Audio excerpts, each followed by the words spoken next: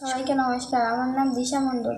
আমি ঘোনা সনাতন ধর্ম জাগরণী বিদ্যাপীঠের একজন শিক্ষক। আমি এখন চতুর্থ অধ্যায় 36 নম্বর শ্লোকটি পাঠ করব। ওম ওম নমঃ নমঃ শ্রী ভগবতে বাসুদেবায়।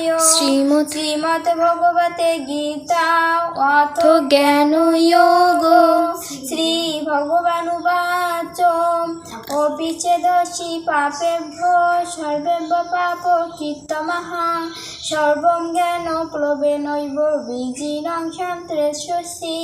অনুবাদ: যদি তুমি সবচেয়ে পাপিষ্ঠ হও, তবুও জ্ঞানরূপে ভেলার সাহায্যে পাপ সমুদ্র পারি হইতে পারিবে।